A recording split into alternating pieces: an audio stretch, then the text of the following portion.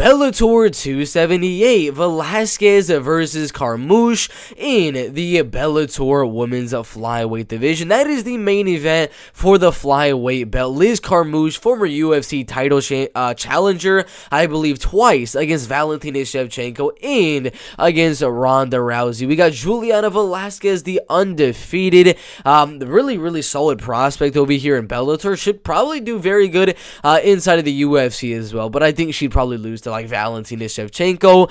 We got Enrique Barzola, another UFC veteran, fighting Nikita Mikheyev on, I'm pretty sure this one is going to be on short notice. I believe Enrique did have Josh Hill as his original opponent. We got Jordan Lugo and Danny Sabatello in that little bantamweight tournament, as well as Nikita Mikheyev and Enrique Barzola. We got some pretty decent prospects, both coming off of a loss, one to Alex Polizzi and one to Ben Parrish for Edwards and Grant Neal. We got Nate Andrews right there and Manny Moreau, Zach Zane and Tofik Musayev from Horizon, CJ Hamilton, Eric Perez, Weeb Almeida, Fabricio Franco, Blake Perry, Michaela Cooper, Dante Shiro, and Scotty Howe. So these are some pretty decent fights in my opinion. I do like a lot of the fights on here. The fight I think is going to be an absolute banger on this fight card.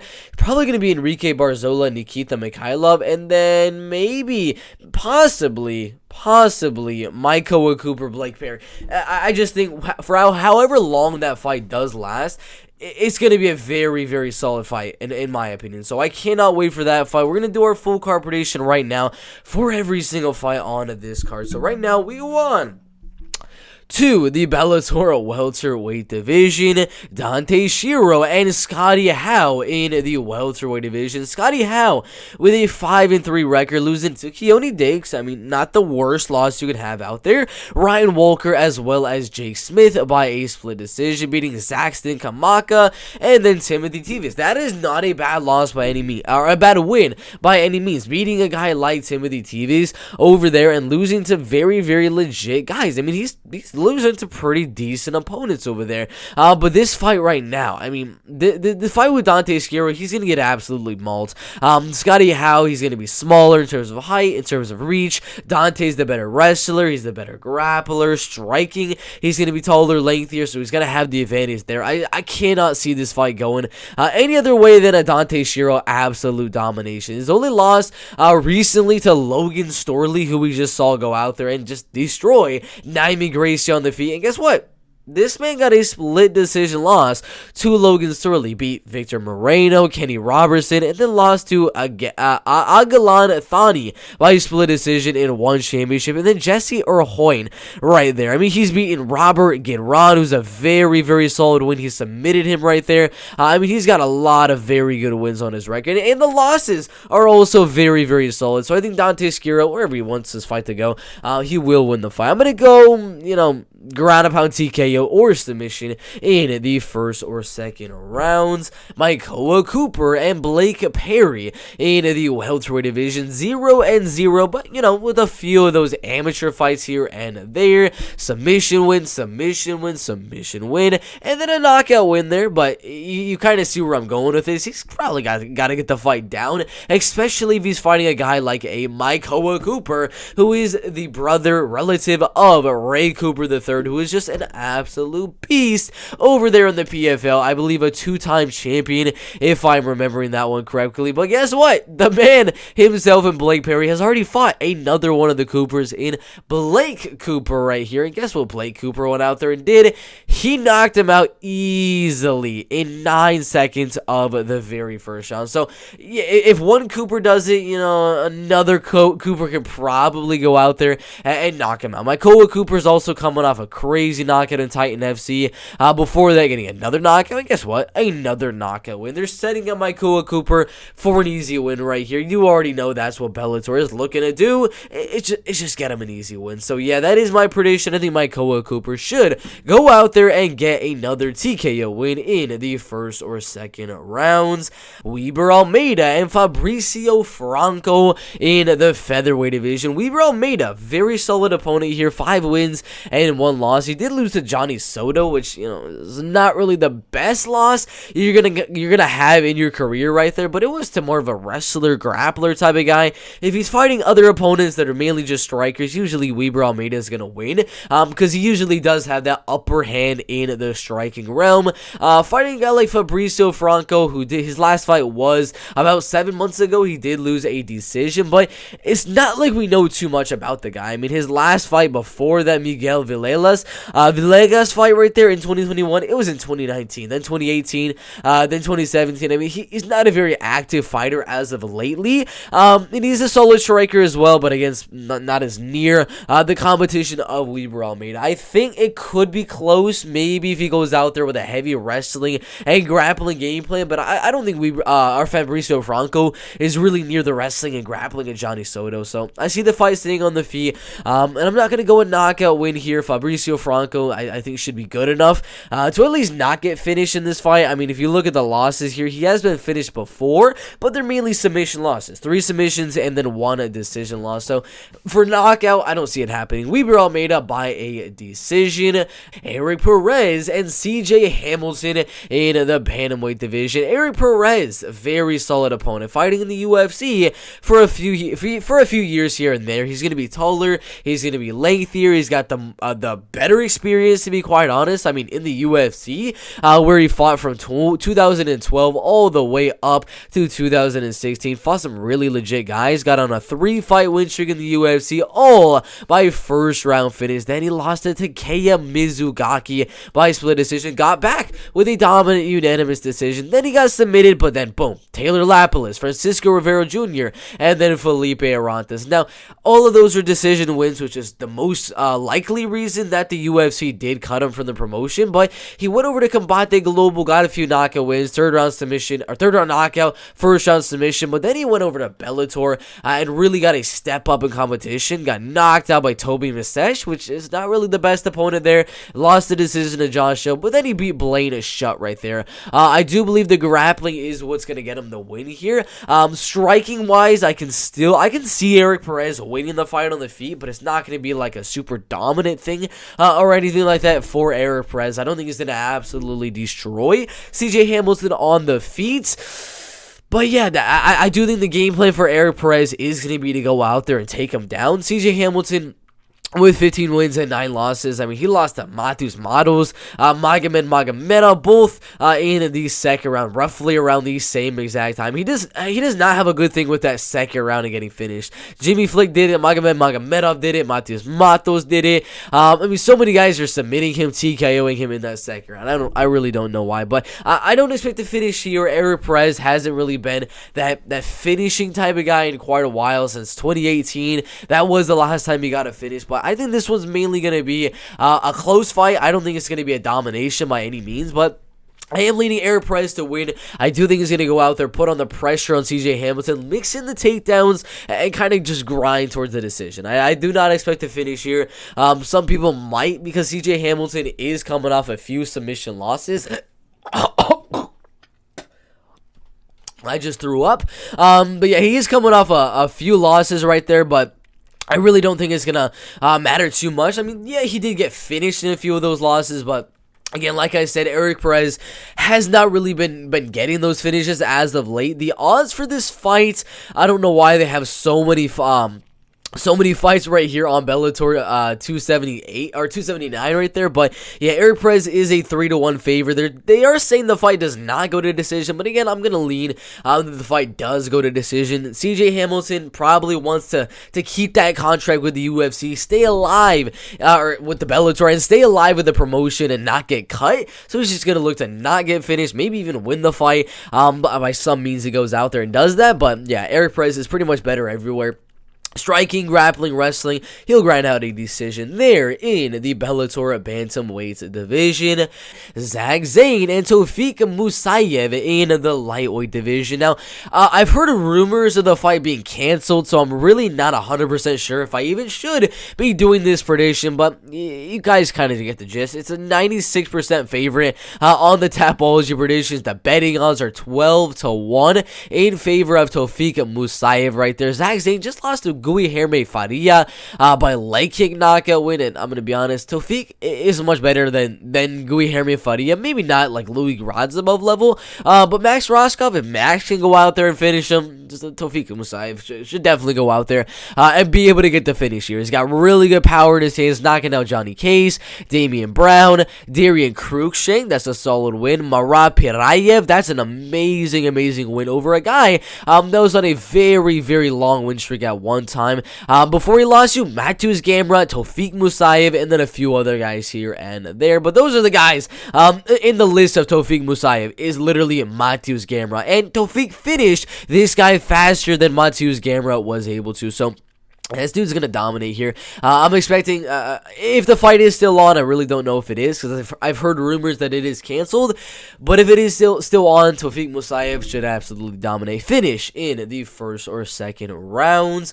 Manny Moreau and Nate Andrews in the catchweight division of 160 pounds. Manny Moreau, solid guy. I mean, he's not really the best opponent, but he takes a lot of opponents on short notice. I mean, his last fight, look at that, Usman Nurmagomedov.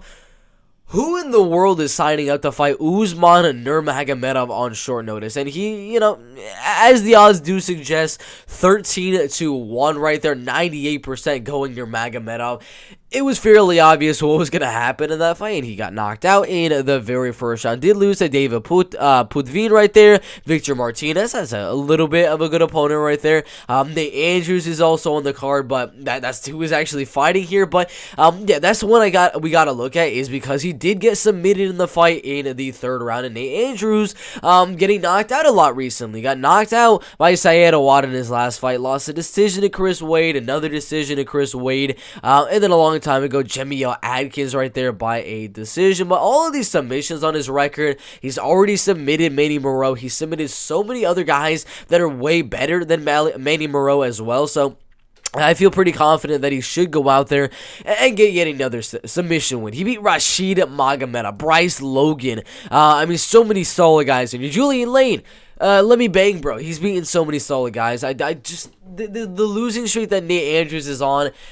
If he loses this fight to Manny Moreau, I don't know what to say. I mean, the guys he's losing to there, Chris Wade twice, and then Syed Awad, much higher level opponents than Manny Moreau. So I do think that Andrews goes out there, takes the fight down, uses that wrestling and grappling, and I think he just dominates the fight on the ground. I think he gets a submission, and he wins it in the first or second rounds. Christian Edwards and Grant Neal in the light heavyweight division. Christian Edwards, very tall, very lengthy opponent, especially for light heavyweight. He's super lengthy, man. 6'5" for this division of 205 pounds. But that does mean he's going to be a lot skinnier, not as strong as Grant Neal, which is going to leave him to be very susceptible to getting taken down by the much stronger, the much bigger, the much better wrestler in Grant Neal right here. I think this is going to be a domination, in my opinion. 81% going Neal. I'm one of those 81%. I'm fairly confident